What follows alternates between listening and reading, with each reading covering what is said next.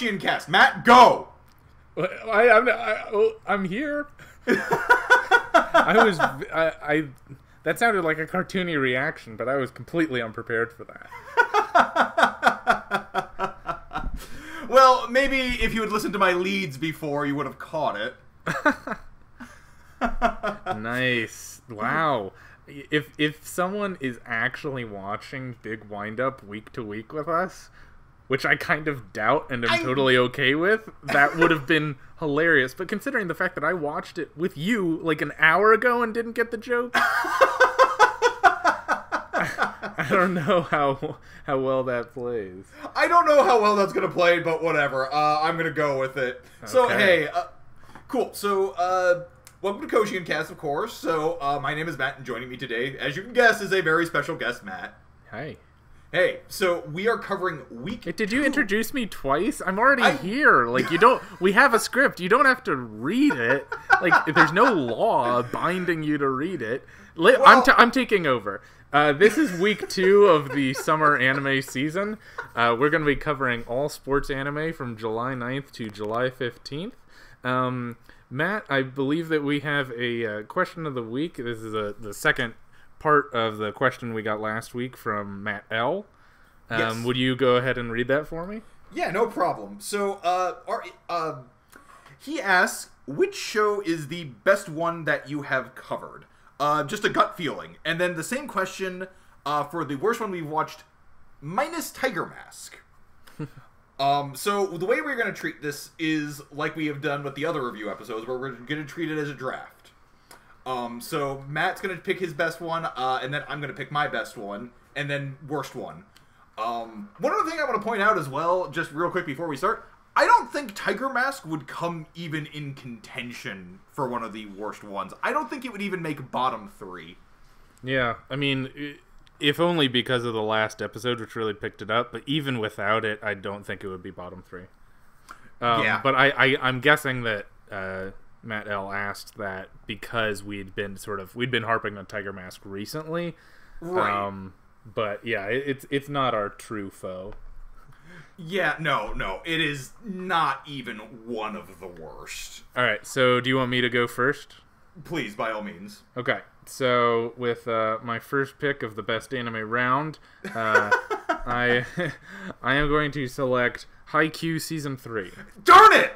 Yeah, obviously. It's the best one! It just stands out as being...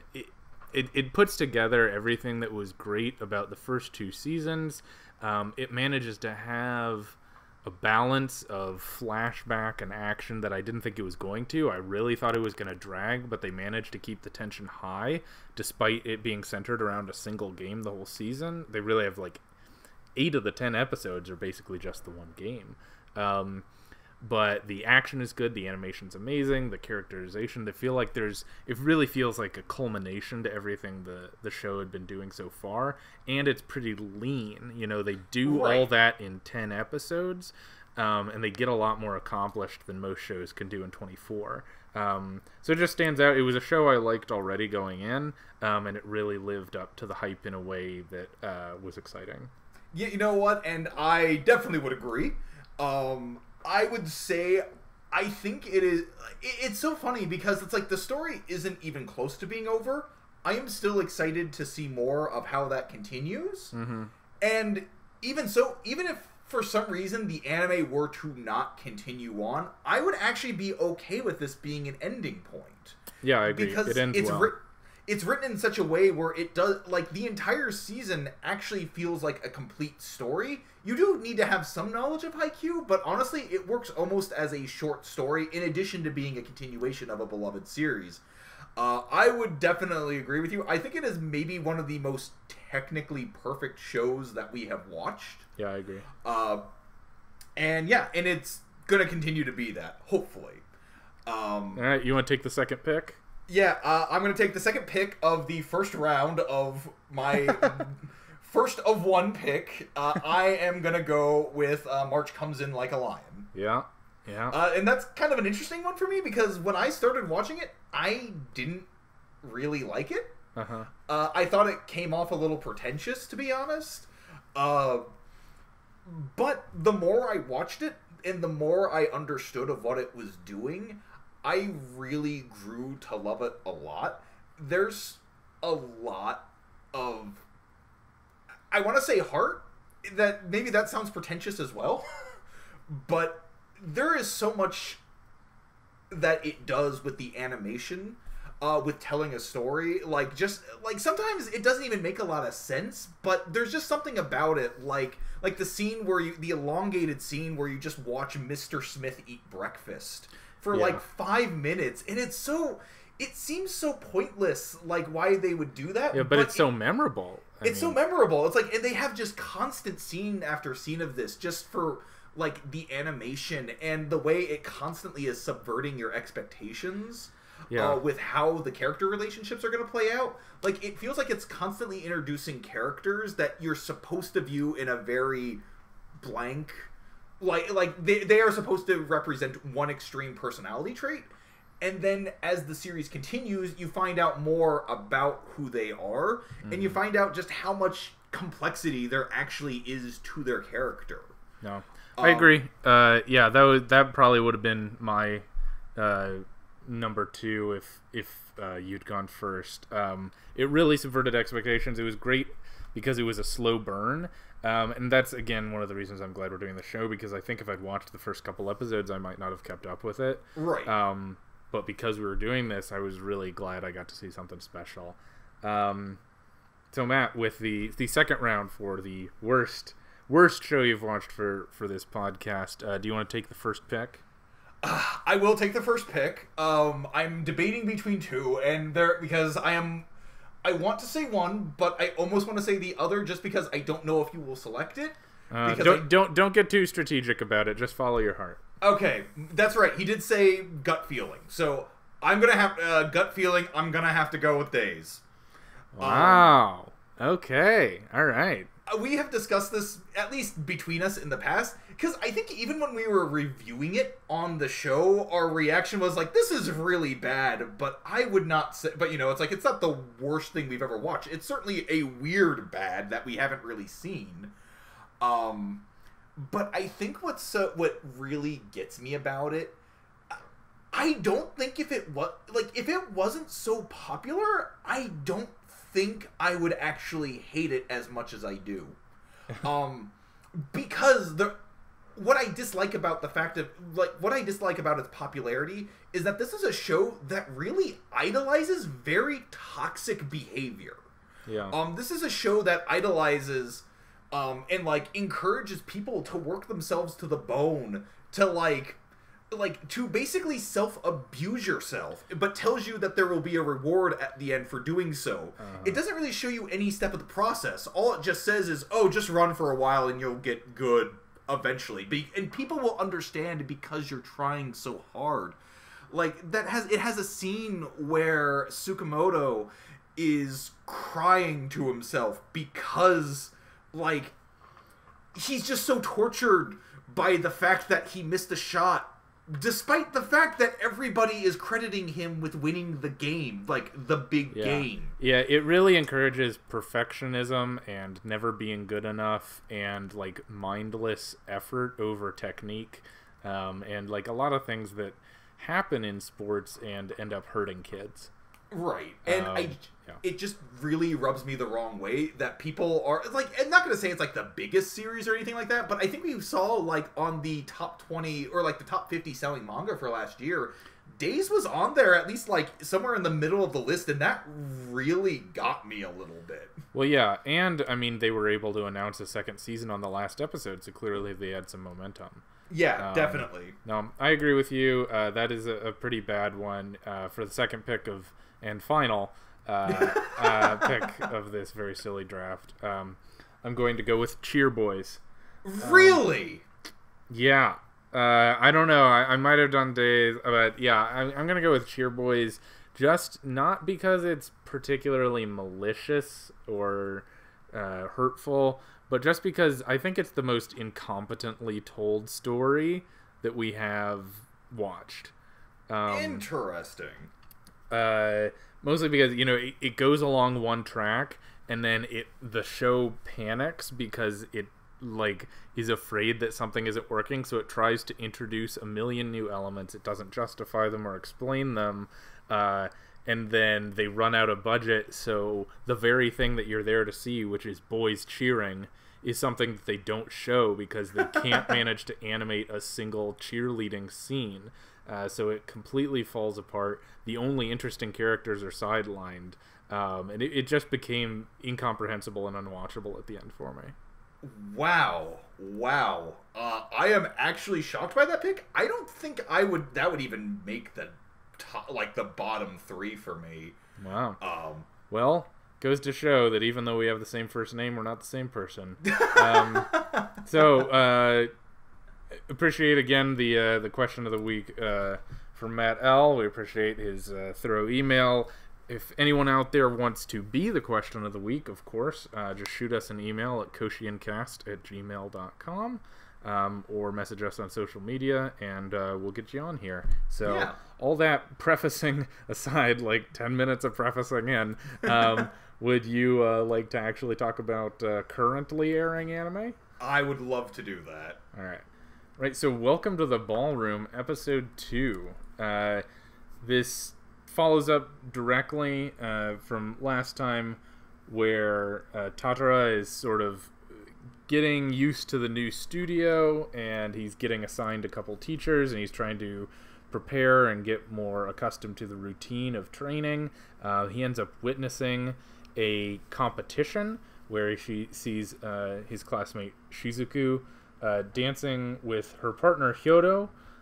They end up winning the competition, and Tatara is sort of like concerned or jealous and not really sure how to evaluate Hyodo, but he eventually ends up learning that Hyodo is really dedicated. He trains on his own all the time, and so he's able to learn something and start to imitate the waltz because he's watching Hyodo's performance.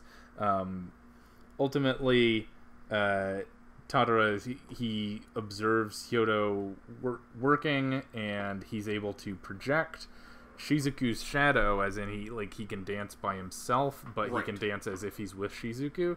And by the end of the episode, Tatara can do the same. Fantastic. So I don't know what it is about this series. Like, I am watching the series, and I'm seeing it, like, check off things in my mind. It's like, yeah, that was pretty good. I liked that. I'm trying to figure out why I'm not that into it, though. It's definitely good. I think my big problem is that I'm not really rooting for Tatara yet. Yeah. Yeah, I think what came off is, like, it was just kind of dull. Like, I don't know, there was just something about it that maybe it was just because we don't know enough about him yet, that it right. Felt like it was just too simple for him to dive in and just be like, oh, okay, I'll do this all the time now. You know, you don't really get any sense of his right. life outside of it. Right. To me, the most compelling character is Sengoku, but he's never gonna be that human character that you need in the show because of his role as sort of being like the crazy person / coach. Right. Yeah. It's like Fujita. I understand what his ultimate goal is gonna be. He wants to become the guy who can kind of win over people, I guess. Like, he doesn't have a lot of confidence, and what he sees in ballroom dancing is this sort of powerful charisma that he desperately wants. And I understand that. And I like how they display that with, his sort of showing jealousy between Hyodo and Shizuku. Mm-hmm. Kind of his jealousy of their relationship. And I do get that, but he hasn't really done anything that really makes him terribly interesting beyond that. Like, yeah, I mean, there were a couple of good characterization scenes, like when he shows up to the studio and Hyodo is there, and he sort of like he looks down at Fujita. I called him Tadara. It's sort of like back and forth how they refer to him, whether by his first name or last name. But he sort of looks down at him, and Fujita, like, he's uncomfortable with being looked at directly by this bigger guy who's kind of intimidating. So he just sort of like smiles and looks down at the ground, which is something he always does. And clearly he doesn't like that about himself. But I like the fact that just because he succeeded in the first episode, it's not like he fixed himself. Right. And that's definitely like a strong point of it. I really like the scene in here where Shizuku is talking about Hyodo, and she just sort of casually refers to him by first name. And in Japan, when you refer to somebody by their first name without an honorific, that's considered to be, that shows that they have a very close personal relationship. Right. And Tadara just sort of winces, and he's like, "Oh shoot, did I miss my chance?" Yeah. It's like, I like that stuff. Like, it's doing a lot of interesting things. I'm just not really sold on the story yet. I think the other thing about it is that I don't really know how ballroom dancing works yet. Like, how is this being scored? Well, yeah. I mean, hopefully that's something once he actually gets to a competition, they'll have a lot of breakdown on that. Right. Because, yeah, basically what you saw this time was, like, they danced. And they win! Which is fine. I don't think I think that's all we really needed from this particular scene. But because we're kind of seeing it through his eyes, where he's like, I don't know what I'm seeing, but it's cool. Right. And, I mean, I think that's fair. But at the same time, it's kind of like, I want to know what each of these individual steps mean for the entirety of the performance. And I realized that we are probably some of the only people who would actually care about that. Yeah, maybe. But I don't know. It does kind of distract me because I don't feel like I can really fully buy into the world until I know how this works. Yeah. One other thing that didn't quite work for me was the, like, weird perviness. Yeah. Showed up like what was it? The first 5 or 10 seconds was looking at one of the teachers, Karen's breasts. Like, I mean, she was wearing a shirt, but just full-on shot of there's her breasts and they're bouncing, and I was like, there has to be more context to this. This is gonna be a tree or something. Nope, that was it. No. I think I get what they were trying to go for in that scene, because we are explicitly seeing this through Fujita's eyes, or Tadara's eyes. I think we should just agree to call him Fujita. That's fair. Yeah, so we see this through Fujita's eyes. A lot of what he's trying to do with ballroom dancing, he is trying to have this sort of command of like women, I guess. Like, command? Maybe that's a poor word, but, he wants to be that sort of debonair man that he saw in Sengoku. That sort of, like, he, like, maybe, like, command is the wrong word here, but sort of, he wants to have that sort of charm. Yeah, he wants to be suave. Right. So, we start kind of, I guess, he's sort of staring at her, because she's not really meant to be, like, a sexualized character. She's a much older woman, like, clearly middle-aged. And so I guess what we're supposed to get from that is that he's sort of uncomfortable almost. Like, he's seeing these in his face and he doesn't know what to do with them. Yeah. Almost. But, then there's that second scene halfway through the episode where he just walks in on Shizuku changing, and she, like, is just in a bra. And she, like, yells at him and kicks him, but I'm like, what is this, Love Hina? What are we doing here? What? Right, and I mean, let's face it, like, starting off the episode with that, with the previous scene, was already kind of a bad move. I think it kind of immediately sort of puts you off of it. I feel like it has this understanding of, like, what goes into making a good story. Yeah. But I don't think it quite knows how to convey that. It has all these interesting ideas for scenes, but it doesn't seem to understand how displaying them is going to maybe put you off of the characters. Yeah, I agree. So, I don't know. It wasn't exactly a highlight. I mean, this show can definitely turn it around. It has the budget. It has the setup to do it. But this episode wasn't it. I mean, at the very least, the ballroom dancing itself is fun to watch. Yes, I agree. It's never going to be unpleasant in itself. Right. It just might not sweep us off our feet.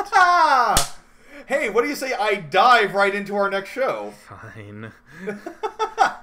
If you must. Okay, so this is Dive, Episode 2.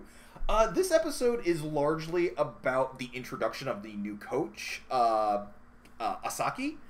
Her whole thing is that she can pretty much tell how good a diver is going to be just by watching their form before they dive. And so she has them work on their posturing for basically an entire day.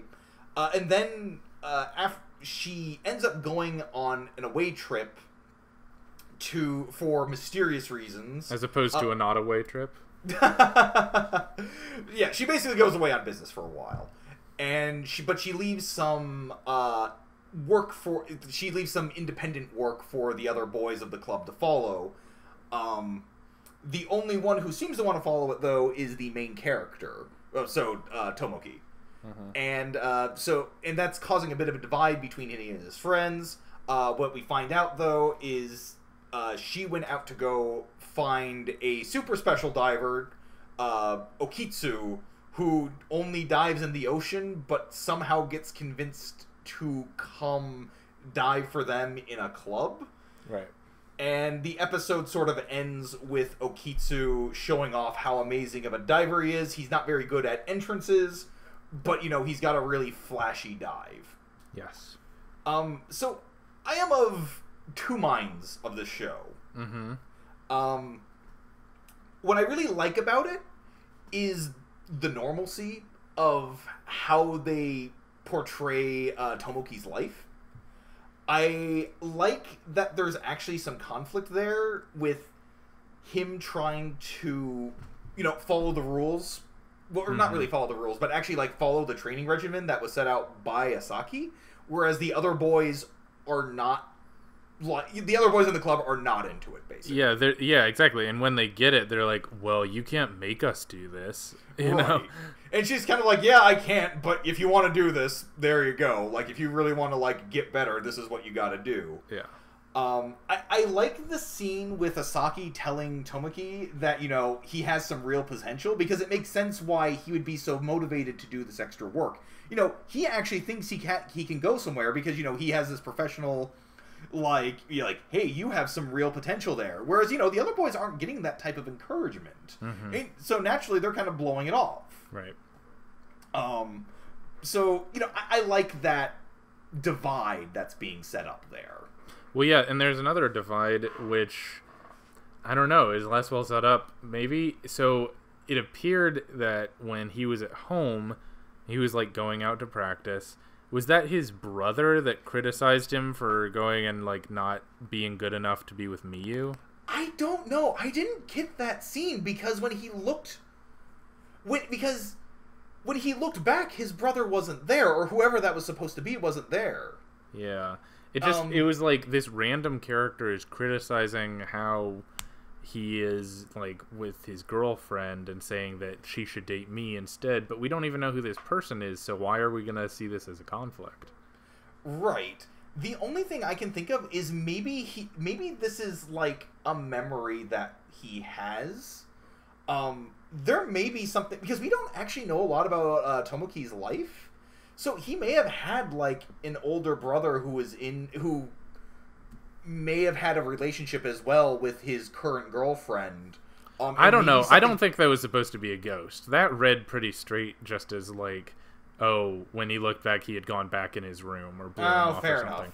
Enough. I don't think this show is trying to be that complex, where the main character has PTSD or something. Okay, fair enough.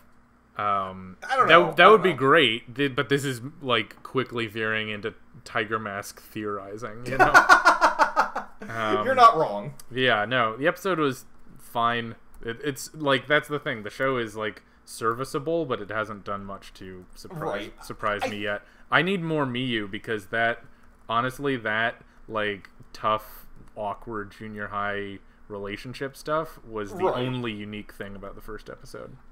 Yeah, I'd say that. I do like the setup that they're doing here with like the different boy, and like, you know, what the sort of like how this club is sort of like how this competition is maybe going to start tearing this club apart. Yeah, like, and I like the fact that even though she said, you know, I'm going to train you all to be prepared to go for the Olympics, some of the boys are like, screw it, like, I still don't want to work out, you know. right. Like, even if they're being given the path to be the best, they're like, I don't want to, you know, like, whereas a lot of sports anime would just be like, you know, everyone on the team is going to do everything for the team at all times, you know. They're like, oh no, they're going to shut us down. Guess we have to be the best. You know, these are authentic 14-year-olds who are like, oh no, they're going to shut us down. Well, what are you going to do? Yeah, kind of. It's like, oh shoot, well, I guess we're not going to be able to dive here anymore. And, you know, if this is how it's going to be, like, if this is what it takes for us to survive as a club, maybe we don't really want to do it anymore. Right, but that's probably us imposing more characterization than we've actually gotten from the show. Perhaps, but that was kind of what I got from it. I'm not... but, you know, that's the part of the show I like. What I don't like is Okitsu, kind of. I think his story is a little too crazy for a show that feels otherwise really grounded. Yeah, I mean, he's a wild man with wild diving who only jumps into the Sagaru Strait, and sort of like, okay, well... It's like, okay, you know, he will only jump into this area, and his grandfather was this genius diver, and he's, like, diving to, like, continue his memory. It's like, okay, guys, this is... Well, it's not quite clear, because what it sounded like happened was his grandfather dove at the Olympics, and everyone had huge expectations for him, but, like, something went wrong, and he's like, well, my grandfather hoped to discover something beautiful, but there was nothing there. And you're sort of like, okay, like, you keep talking about diving, but what are... Anyway. Yeah, it's getting a little soap opera-y, yeah, I exactly. think. But again, it sort of belittles the tone that they were kind of going for with the series in the first place. Yeah, I agree. So, someone else who got first place is Mikiura in Fastest Finger First. So, let's... I'm giving you an X for that one. Oh, that's fair. I mean, I doubted myself the entire time I was saying it. I could hear it. Yeah, it somehow it came through over the mic. But so this is episode 2 of Fastest Finger First. Fukami confronts Koshiyama and basically asks him why he hasn't joined the quiz team yet. It's because he's a coward, basically. Right. And she forces him, even if he doesn't join the club, she forces him to go observe a quiz competition with her over the weekend. And so they go, and they end up at another high school, and there's 3 other high schools, and they're all like, okay, we're going to do in this competition. Sasajima tells all the first years who are in the club, all 3 of them, that he's entered all of them into the competition without them knowing. So they're getting their first taste of a quiz show itself. Fukami manages to get through the first round, but even though she has a little bit of trouble, she runs into a childhood friend. There it's kind of awkward. And then Koshiyama, he initially is really intimidated by the competition. He doesn't know the norms. He messes things up. But his specialized knowledge manages to pull him through, and he's able to advance to the second round of the tournament. Right. So... what would you say about this series? Like, what really struck you about this one? Well, what really struck me... I mean, I think I'm gonna give this series a lot of credit just due to the novelty of it. Right. I like the fact that even though it's supposed to be like a hyped up, intense contest, and you have these like extreme personalities and these super arrogant people that like literally they're just having this whole thing in an empty classroom and no one is watching. Right. Like, these are just a bunch of nerds who get together on the weekend to, like, ask each other questions and answers, like, with a little mic to be like, this is just like the real thing, you know? So it's kind of funny that it's never, you know, they never try and portray it as anything cooler than what it is. Right. I mean, it's already a pretty nerdy subject. I will say I'm kind of mixed on my portrayal of Fukami. What I really like about her is that she does seem to have her own history. Yeah. She does have her, like, I really like the fact that she already has her own rivalry developing here with Yuki. Yep. Or, sorry, no. Yeah, you got it. No, Yuki. it was Yuki. Yeah. I like, you know, she has her own storied history with it. It does give me a little bit of shades of Baby Steps, having two, like, both a male and female character who have kind of their own separate stories that sort of converge at times. Well, that's a good thing, right? Yeah, that's definitely a good thing. And that's kind of the biggest positive I can... that's really what the most interesting thing to me about the show is. Let me guess on the negative. Yeah. Is it that they spent about a third of the show talking about the space between her high socks and her miniskirt? Yeah. Yeah. Yeah, that got a little obnoxious. It's like, we get it. Absolute territory. It's hilarious. It's hilarious. The one thing I will say about that is that it makes, in the context of when it was first brought up, it does make sense. Because she was kind of trying to test Koshiyama, because she was trying to see, it's like, okay, is this guy just like a creepy otaku who's stalking me, or is this guy just like is he actually like knowledgeable? Right. Is his focus just on academics, or does he have knowledge of like cultural stuff or like cultural terms? And clearly he doesn't. Right, she's like, okay, that's interesting. So you're not really an otaku, you read a lot of books. Okay. Yeah. What got annoying is that they kept bringing it back up. Yeah, no less than like the glory of her mid-thigh. Yeah. And you're like, okay. Like, you know. Okay, come on. You can do that once, right? Yeah, maybe. Like, yeah, maybe. max. Right? Max. Once you can kind of roll your eyes and keep going. Yeah. But yeah, no, but, and the weird thing is that it actually came, like, in a weird way, it did come back at the end, because it's why Koshiyama was able to win, because he buzzes in too quickly and manages to kind of take a free guess, and it kind of works out for him. But that was so forced, you know. Yeah, that was kind of forced. Anyway, the one other thing I like about her while we're on the subject is, have you noticed how unique her voice actor is?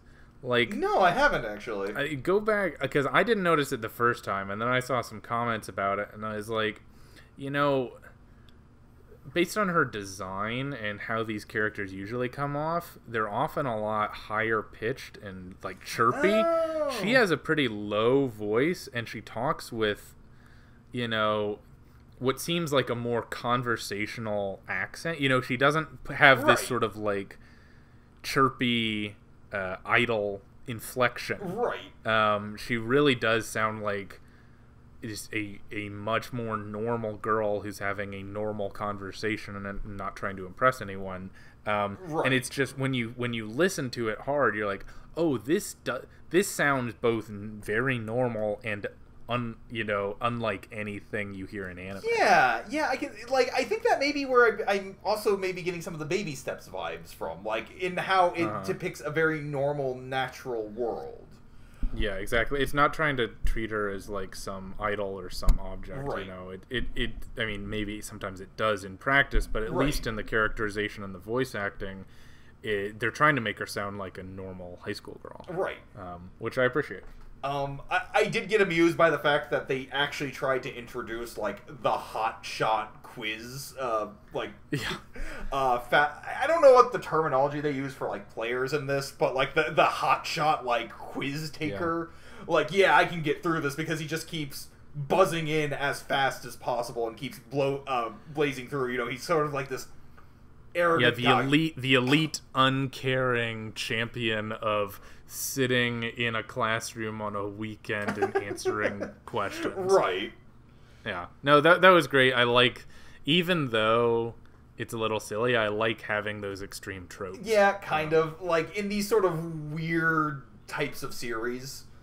Yeah, I agree. So speaking of weird types of series, do you want to talk about Clean Freak Aoyama-Kun? I would prefer not, but I'm going to have to. Okay.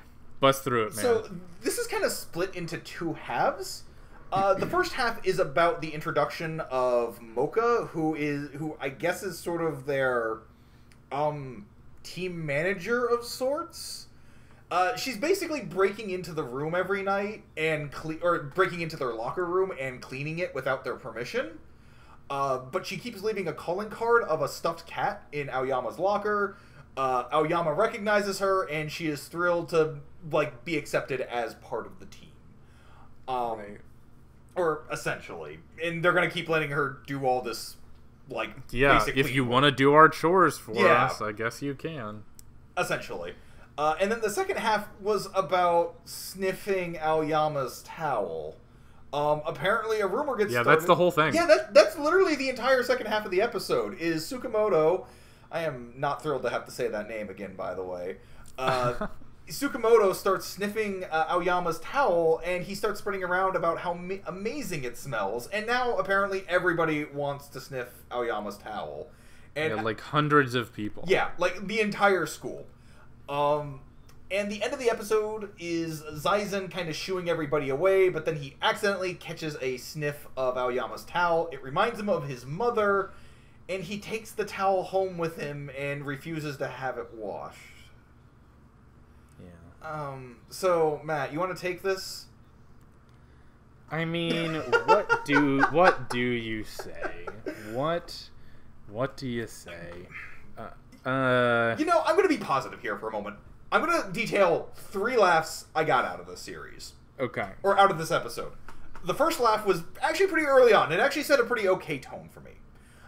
It was when, it was during this flashback with Mocha, where because she has known Aoyama since the beginning of the series, or since elementary school. Since elementary school, yeah. And there's a scene where she is sitting out on a ledge, dreamingly watching Aoyama play soccer, and while she's kind of wistfully thinking to herself, you can see in the background a teacher calling out, "That is very dangerous, please get off that ledge, somebody, can I get somebody over here?" Yeah. That actually got a decent chuckle out of me. There's another scene where they are cleaning up the balls, and Aoyama is sort of stylishly kicking the soccer balls into the bin, and he is actually specifically targeting Zaizen as he is doing it. Yeah, he's trying to bounce the balls off his head. Yeah, basically, just to see if he can do it. I think if he had done it once, it would have just been sort of an annoying gag. The fact that it actually comes back and he ricochets it off the building to then hit him in the face, that's actually pretty funny. Yeah. And then, finally, during the scene where they are depicting everybody who's coming through, they kind of have this very elaborate portrayal of the different types of people, the people who had heard the rumor, average students, and then at one point they just introduce a cat like that. Yeah. That was funny. I actually laughed at that too. Yeah, it was just emblazoned with cat. Yeah. Yeah, that was good. The downside is just Sakamoto, who is he's the guy with the bowl cut and glasses who bounces a soccer ball on his butt all the time. Right. And that's his character trait. He has an anonymous rumor blog so that he can spread word about all secrets about Aoyama, because he's just so obsessed with him, and I don't get what they're trying to do with the characterization of how many hundreds of people are obsessed with Aoyama, and what I don't know. I'm not really making sense, but I don't feel like any of his adulation was earned. Again, we're gonna compare this to Haven't You Heard I'm Sakamoto a lot? And with that one, it's treated as it's a straight comedy, right? And he's supposed to be cool because he actually does cool things, right? In this, Aoyama just washes his hands a lot, and everybody freaks out. They're like, "Oh, Yama, you're so good at washing your hands." And it's and like, okay, he doesn't actually do anything that any real person would be impressed by. Right. Like, I guess it's supposed to just be an extension of how well he plays soccer, how coolly he plays soccer, how stylishly. And so, I guess the joke is how much they are obsessing over just these minute things that he does. Yeah, but I gotta agree with you. Like, it doesn't... Like, just making that a joke doesn't really work. Just saying it's a joke doesn't actually make it funny. Yeah. I'm also not entirely excited about how Mocha... I guess I'm sort of torn on Mocha. How are you torn? She's awful. I don't disagree. I guess I don't really mind that Aoyama actually recognizes her. That does sort of place a character arc, maybe, for Aoyama. Yeah. Like... he has some, like, connection to something outside himself. Right. Like, he does like he does like cats, but he's also not able to touch them. Yeah. I don't know. Actually, this is kind of a disturbing series for me because they're kind of making a joke out of obsessive-compulsive disorder, almost. Well, yeah, and so that was a problem that I was thinking about from the first one and this one. Like, they can't make up their mind if it's a serious issue where, like... Because in the first episode, they're like, oh, considering how difficult this is for him, isn't he doing great? Like, you should be proud of him even though he's suffering like this. Or, like, they just make it goofy. Like, he sure likes being clean. And, like, clearly this is a real issue he really feels, but because they treat that status like a joke, it's not clear how to take it. And also, they end up undermining it completely when they say, oh, well, if it's the last 5 minutes of a game, I guess I don't have a mental disease. Well, the way I see it is that if it's the last 5 minutes, he can at least, like, he has enough time to kind of get out and, like, he can sort of, like, resist his urge, almost. Yeah, I guess, but, like, again, they're not really thinking about it. Right, no, you're right. They're just treating it like fantasy mental illness that only affects you in funny ways. Yeah. So continually, like, honestly, at this point, this show is definitely the one I'm least looking forward to watching. But hey, we've got 10 episodes left, but who's counting? So speaking of counting, nope, I don't have one. You do it. Just talk about Big Wind-Up, why don't you? They count stuff. It's baseball. Yeah, there's numbers in it, like in every other sports series. Yeah, but there's, like, baseball has a lot of numbers. Yeah, no, you're not wrong. All right, so Big Wind-Up episode 15 starts off in the bottom of the first, and Tosei is batting. Their batters end up having a lot of trouble hitting off Mahashi because he pitches so slow that they're not really able to adjust, and they end up going down after 6 pitches, so Tosei isn't able to score. In the top of the second, Nishiura is able to get a couple hits. Junta, Tosei's pitcher, is having trouble locating, and by the end of the inning, Mahashi actually is on base. He gets caught in a pickle, and Hane is trying to steal home, but it's not clear at the end of the episode whether Hanai scored before Mahashi was tagged. Right. So, this is a pretty good episode. I really appreciate how, even though this is just one single game, or in, like, this was only really covered, like, an inning. I would say about an inning's worth of content. Because we get the second half of oh my goodness. You get the bottom of the first. Yeah, you get the bottom of the first, and then the first half and the top of the second. Yeah, the top of the second. But I really like how much they're able to convey, like, with each different episode. Like in this episode, we got a really nice depiction of Tosei. When the very first batter is struck out by Mihashi, their coach just kind of calls him over and he threatens him, basically. He's like, hey, like, why did you swing at that first pitch? Okay, and like he doesn't show any understanding of that situation. He's just like, well, that was clearly a stupid pitch to go for. Why did you swing at it? And then why didn't you swing at this other one? Like, hey, but and I forget which player he calls over, but he's like, hey, you wanted to play third base, right? Why don't you take? And it's like you mess up again, he's gonna take your position there, and it's such a nice contrast to Nishiura because Momoe, even when she doesn't like what her players do, sometimes she tries to get into why they are thinking it. She tries to guide them. Yeah. And I really like that sort of difference between this sort. Again, it's not really a theme that we haven't seen before in other series, but I really appreciate the way that it's sort of depicted without really drawing that much attention to it. Yeah, no, it's showing like, hey, here's what toxic leadership does. Yeah. Because I don't know, it wasn't really clear whether they were making a judgment of that coach though, whether the show was saying he was wrong for talking to them that way. I think they were because you can't imagine Momoe ever doing that. Right. But I'm just not sure because no one on Tosei reacted to it. That might just mean that they were used to it though. But yeah, it was clear that the coach like wasn't interested in actually like what Momoe would have done was like, okay, what did that pitcher do that tricked you? Right. And like, I want to learn. This one is just saying like, oh, they're a new team, they're a bad team. The only reason you struck out is because you must be stupid. Right.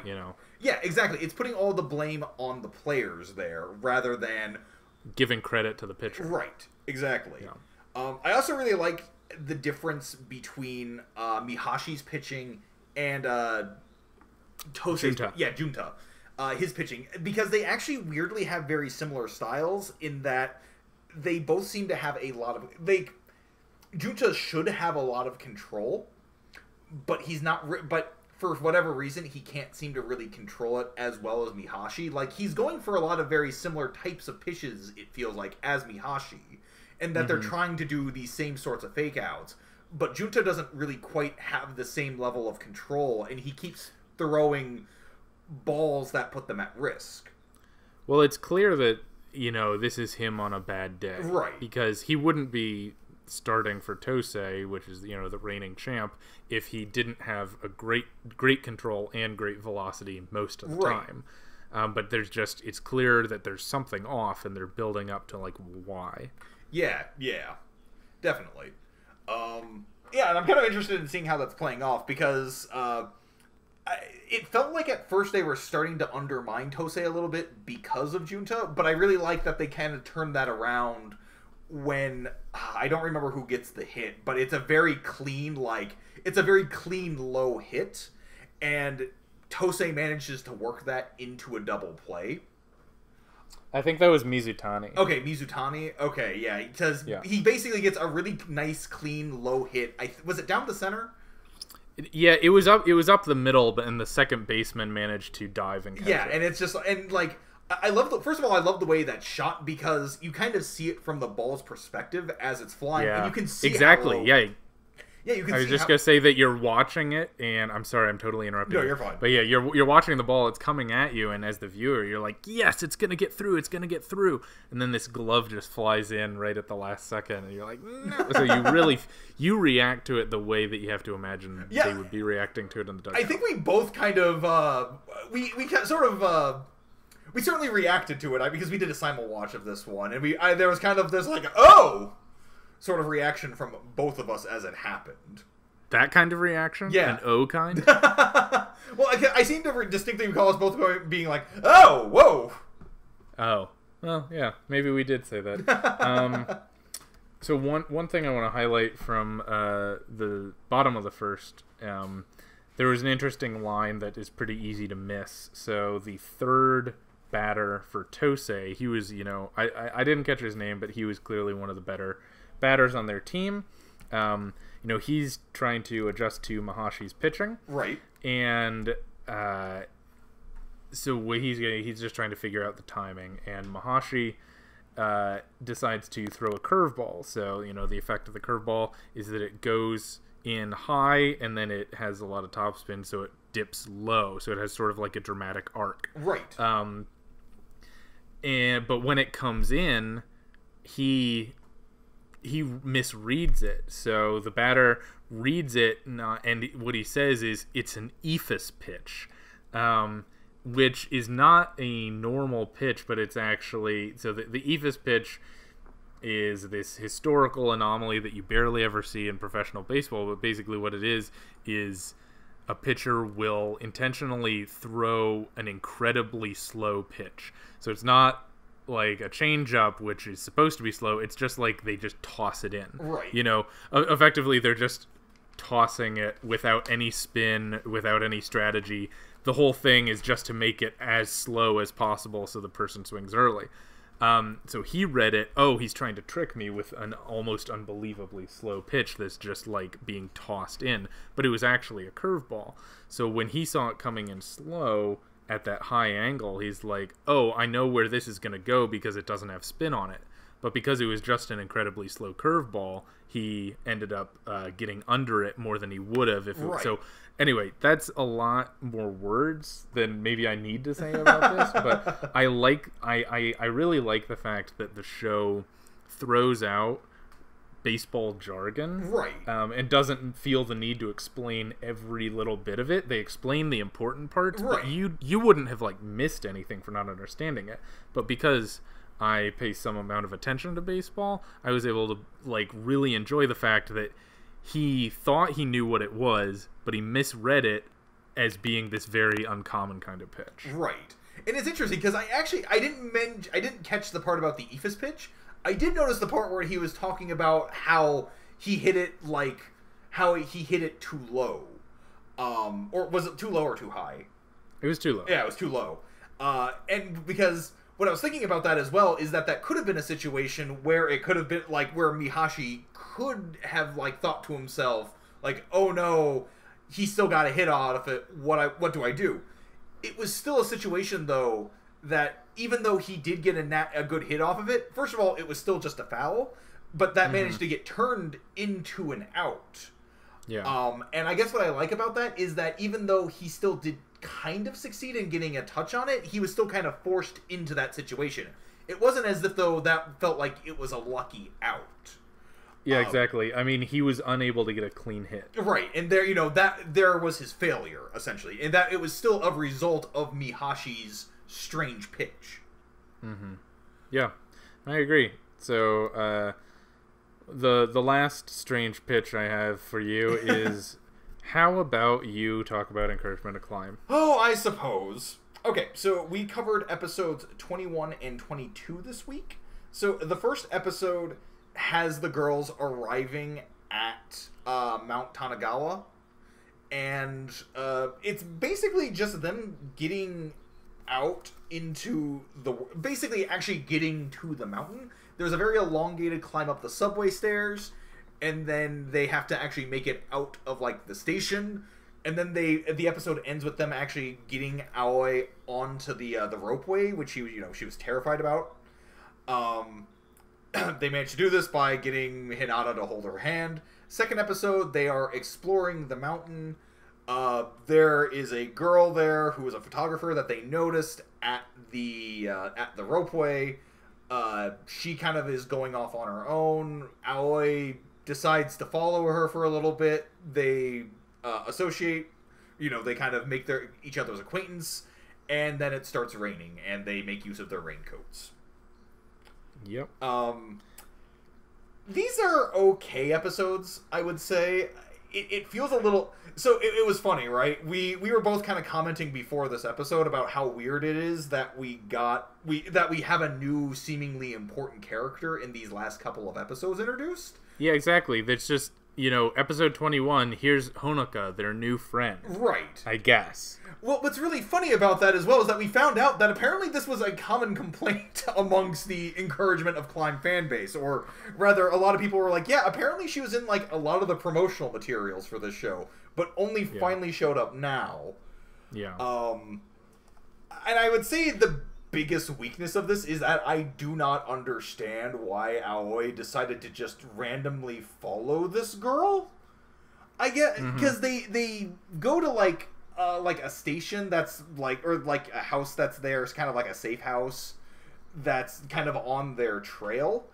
and for some reason, like, they see her there, and she walks out, and Aoi just decides to follow her? Like, I guess I just don't understand why. She was the one who picked up her ticket when Aoi froze in the prior episode, but that's still not really like, okay, I'm gonna go stalk this girl and see what her deal is. Yeah. I agree. It was kind of forced. I think it's just mostly there to, like, tease season 3. You're gonna learn more about Honoka, right? I guess. One other thing, I guess the one thing I would say that worked for me with this was the nature itself. Like, one of the things I've been frustrated with recently with this show was how little time they spent climbing, which is, right, the whole thing about the show. And they really do design their backgrounds well. Right. And they do really make the climbs look fun and interesting. Right. So that, the scenery and just them getting out and going somewhere new was enough for these to be quality episodes overall for me. Right. I have to say the central conflict here that they keep coming back to over and over and over of Hinata and Aoi, like, terribly afraid of what will happen to their friendship after they get to the top of Mount Tanigawa. Right. Which is, like, clearly you're just gonna still be friends. Does either of you really think that you've done all this just as an exchange so you could go back to Mount Tanigawa? Yeah, like, I understand that maybe being, like sort of a passing thought, almost. Like, I wonder what'll happen between us now once we go there. The fact that it's, like, being built up as being this big, like, reveal, almost. Like, oh no, like, we're so terrified of what's gonna happen here. Like, what are we gonna do? And it's like, I don't know, you're gonna keep going to mountains together? I don't know. Yeah. I don't know, you tell me, almost. Like, yeah, exactly. I don't know. I will say one other thing about this. I kind of poked a little fun at it at first. I did kind of like the staircase scene in episode 22 or 21. Just because I kind of like this sort of weird, almost not really unseemly, but there was something almost strangely mystical about this climb that they had up these stairs. Like, there was just this sort of impending sense of, like, almost traveling to the other side. Like, what's gonna, like, there's this sort of infinite possibility of what could be at the top. And part of that is just based off of the cinematography. Like, I wouldn't be, because this looks like this could be a place that really does exist. And I wouldn't be surprised if the reason why they chose that Mount Tanigawa as the mountain of their memories specifically just so that they could have an excuse to draw this scene, because really the mountain itself is not really that important to the story. And so I don't know. I thought that was a nice touch at the very least. Yeah, we also managed to get a scene of Hinata apologizing for bringing on the rain by saying that, she hopes it rains, and then they demand that she apologize, and she doesn't know who to apologize to. So, it gets pretty mystical. She's questioning, the nature of the universe and divinity, and, like, man and God. It's very it's a very spiritual show. Exactly. Encouragement of Climb is a pretty high tier material, really meditating on the themes of life. That sarcasm aside, do you have anything else, Matt, or should we wrap up? No, I think we're ready to wrap up now. All right. Well, I appreciate your time. I just decided I'm the host, and goodbye. Later. Our logo design is by James Ratcliffe. The theme music is Fly High by Burnout Syndromes, covered and performed by Luke Bartka. You can follow KoshienCast on Facebook, YouTube, and Twitter, and our email is koshiancast@gmail.com. Make sure to subscribe, rate, and review. We'll be back next week with the best and worst from the world of sports anime, and until then, keep training.